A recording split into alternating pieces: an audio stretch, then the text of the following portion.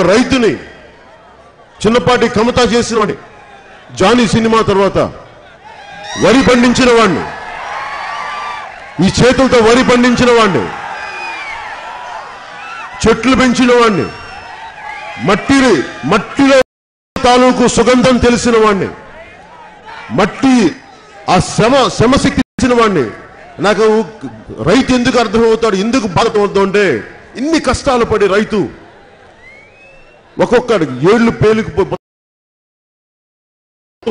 మొత్తం ఏళ్ళంతా నాశనమైపోయి మట్టి దుమ్ము ధూళిలో అన్నదాత ఏడుస్తూ ఉంటే కన్నీళ్లు పెట్టి కౌలు రైతులు కానీ భూమున్న రైతులు కానీ వాళ్ళందరూ గిట్టుబాటు ధర లేక విలవిల్లాడిపోతా ఉంటే నాకు అనిపించింది మేము అండగా ఉండలేమా వీళ్ళ రైతులకని. ముఖ్యమంత్రి గారు చేస్తారనుకున్నాను సంపూర్ణ రుణమాఫీ. ఆ రోజున ముఖ్యమంత్రి గారికి మొన్నే చెప్పాను, ధవళేశ్వరం తల్లికి అన్నం పెట్టని వాడు పిల్ల తల్లికి చీర పెడతాడా అని. ఎందుకు వస్తాయి ఈ సామెతలు అంటే, నేను మనోహర్ గారు మొన్న శ్రీకాకుళంకి వెళ్ళాం. ఉద్దానంకి వెళ్తే అక్కడ రైతులు మాట్లాడుతున్నారు, పెద్ద ఆయన పెడతా ఉన్నాడు.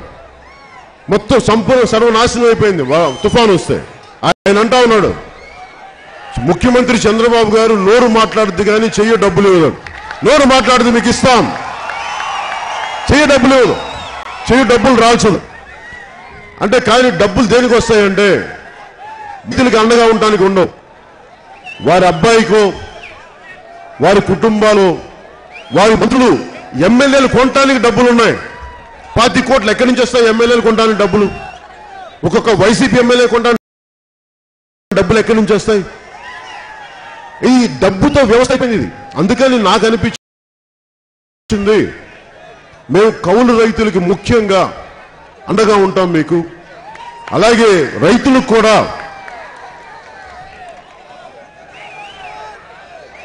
కూడా మీకు వ్యవసాయం లాభసాటిగా ఉండాలి. మీరు కష్టపడి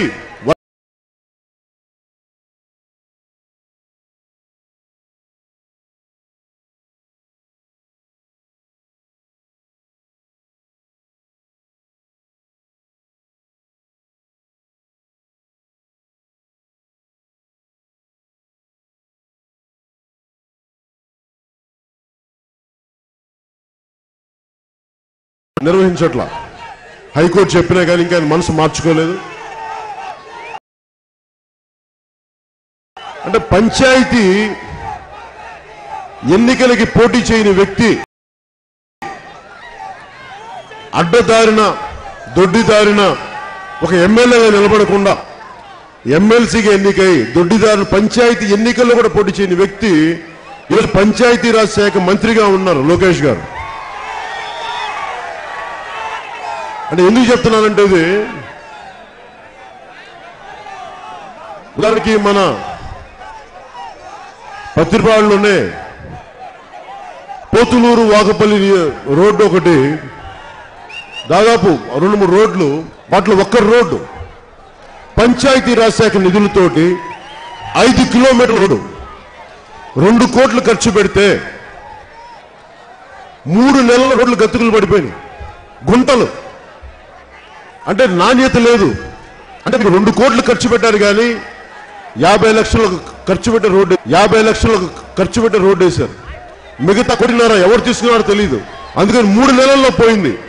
ఇలాగా వ్యవస్థ ఒక చిన్నపాటి రోడ్డుకే ఇంత అవినీతిమయం అయిపోయింది. ఈ రోజున జనసేన ఎందుకుంది అంటే ఎక్కడో చోట ఈ రాజకీయ అవినీతిని ఖచ్చితంగా అరికట్టాల్సిన అవసరం ఉంది, పోరాటం చేయాల్సిన అవసరం ఉంది, ఈ అవినీతి శక్తులు నిలవరించాల్సిన అవసరం ఉంది. నేను అందుకనే ఒక పదవి తీసుకోలేదు. వారి అవినీతిలో నాకు భాగస్వామ్యం వద్దని చెప్పే నేను ఒక పదవి తీసుకోలేదు తెలుగుదేశం పార్టీలో నుంచి. ఎందుకంటే పోరాటం చేసేవాడికి అవినీతి ఉంటే పోరాటం చేయలేడు. వాళ్ళకి వంత పాడితే నేను వాళ్ళ అవినీతి ఎదుర్కోలేను. ఈ రోజు నేను ధైర్యంగా ప్రధానమంత్రి గారి దగ్గర నుంచి ఎవరినైనా ఎదుర్కోగలనంటే నేను ఎవరి దగ్గర నుంచి ఏం ఆశించలేదు. మీకు అంతగా పోరాటం చేయడానికి అవినీతి రహిత పాలన అందించడమే జనసేన పార్టీ యొక్క లక్ష్యం.